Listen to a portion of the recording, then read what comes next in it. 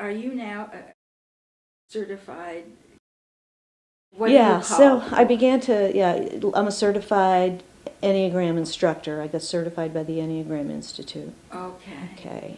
And so after I began to just read about it and teach it, and then I found a teaching partner, and she encouraged me to go get certified, and I am so glad I did. I think that's one of the only reasons she was in my life. I mean, of course I loved her too, Yeah. but then through the Enneagram Institute, I met people at workshops, and somebody talked about the Deep Coaching Institute. And so I wanted to learn how to coach with the Enneagram. So I went to the Deep But wait, Coaching what do you Institute. do if you work if you're an instructor, an Enneagram Enneagram instructor? instructor? You aren't coaching people. Well, an Enneagram instructor teaches classes and teaches people about the Enneagram. Oh. Coaching somebody with it is actually using your knowledge about the Enneagram and their specific life challenges Okay. and using their type strategy to help them break out of or dissolve a pattern they hadn't seen before. Let me see if I can think of. For instance, I worked with an administrator in an organization who was this type 2 called the helper, and everything was about relationship and helping. And what this type does is put her needs aside and then feels kind of resentful that her needs aren't getting taken care of. So when she began to look at the pattern and how some people really even don't want to be helped, that one can kind of, not try to help so much. It'll save a lot of energy because these people exhaust themselves. They're cornucopias of giving.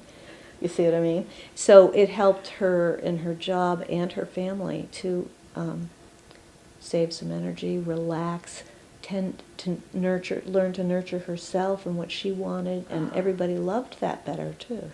It made her stronger.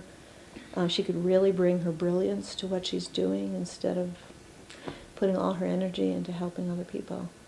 And not that that is her gift. It's just when it's overdone. Overdone. In this case, over helping exhausts and.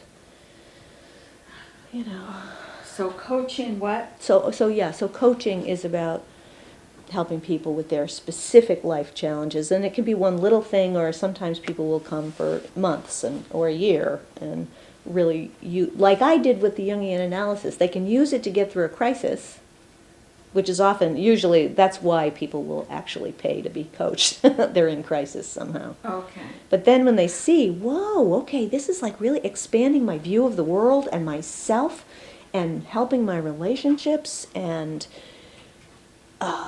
it just I feel so much more expansive. My experience of the world and my life is so different that they keep working with it.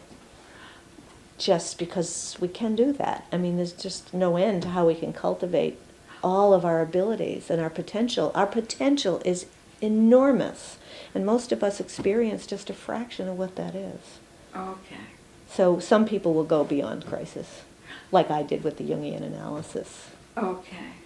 So if I called you up, hello, my name is Linda, and somebody said that you do something called deep coaching, and I wondered if I could talk with you. Mm-hmm. What are you picking up? Well, I'd say, what brings you to call me in the first place? Well, I'm in this real panic right now. Okay. And you want to see what it is that's causing you panic? Yes, and causing it and get out of it. Yeah, okay. So we could look at that. And yes, we could, work together. Often I will say to people, change takes a while. So, you can work with me once or twice, or as little as you want to. If you really want to make a deep change in something like anxiety, a minimum of 12 weeks, you'll begin to really see change. Okay. Then. But because, so I'll say I'd love to work with you, and this is how I work. We'll kind of look at your life situation, see where you feel in balance, out of balance, what's causing difficulties for you right now. We'll try to, assess that kind of your life, kind of the picture of your life, and then look at the patterns that are coming up with the help of the Enneagram that might be causing some of this distress, and then give you some practices to help you. Okay. To help you change, to help this stop bothering you, help you see it differently. So when Linda walks in the door, or you walk in Linda's door, do you get a sense right off, well, she's not type 1, 2, 5, or 6, but she may be, what are the signals? How do you kind of... Yeah, after studying it, you kind of do get to learn. Pretty much you can count out some types. Some people are very easy to type. Some people are not easy to type at all. Why? What's the difference? A variety of things. I think one is the healthier someone is, the less you see type in them. Okay, the more the kind of patterns, they show up more and more and more, the less healthy someone gets. But usually you can see. But another thing can be that they're, depending on their life situation, a couple of types can look alike, and having to discern between them, you have to find out how much is really type driven here and how much is sort of life circumstances.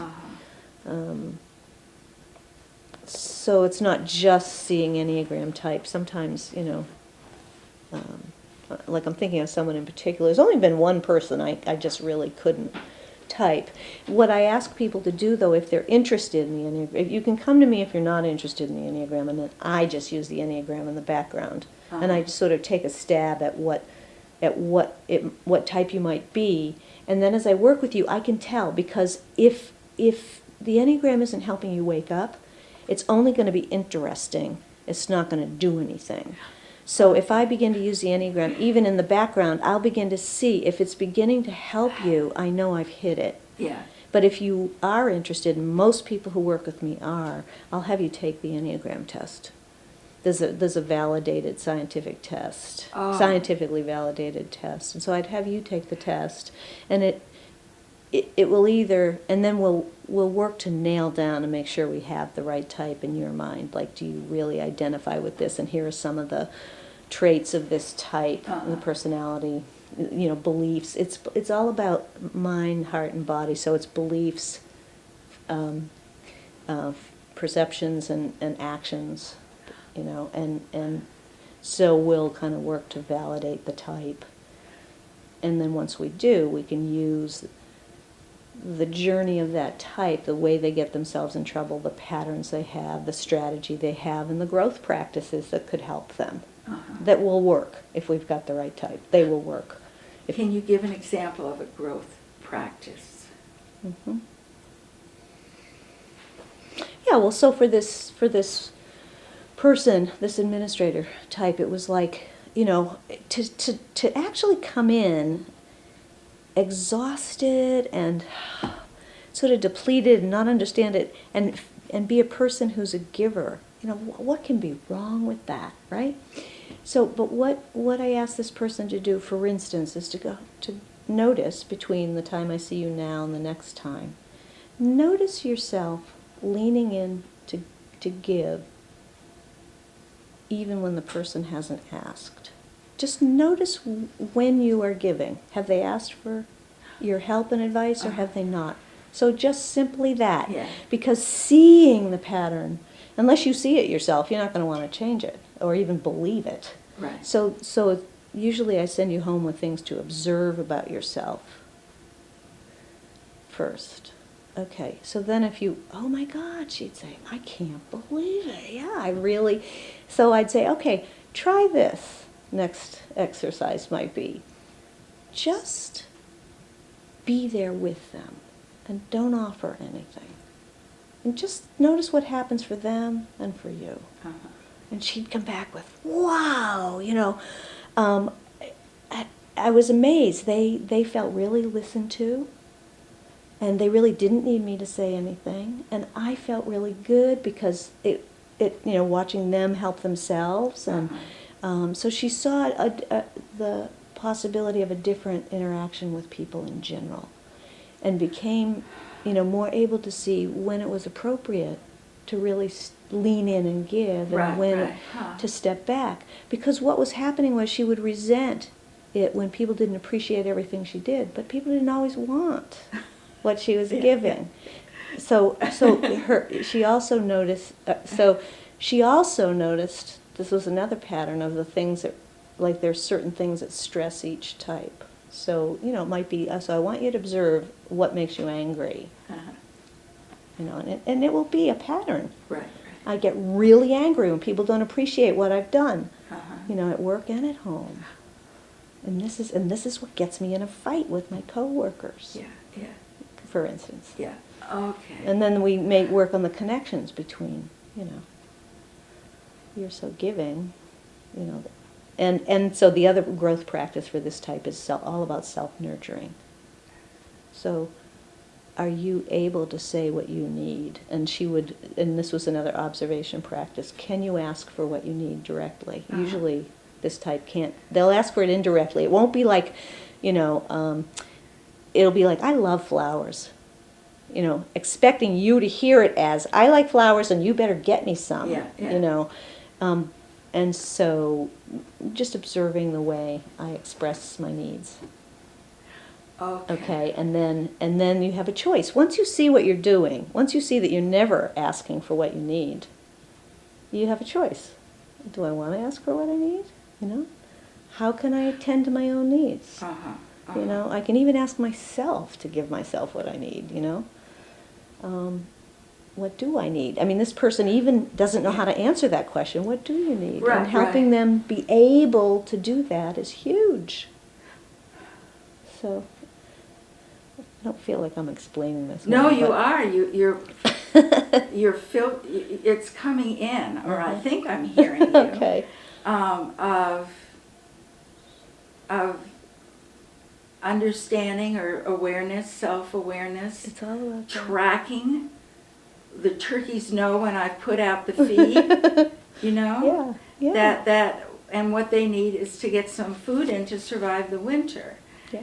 And that's true. We are all hunters. We are all trackers, Jeannie. And so you're saying that unless there's a really, really, really, or maybe even if there's a really, really severe problem, that we all have the capability to help ourselves or move in a better direction? We do.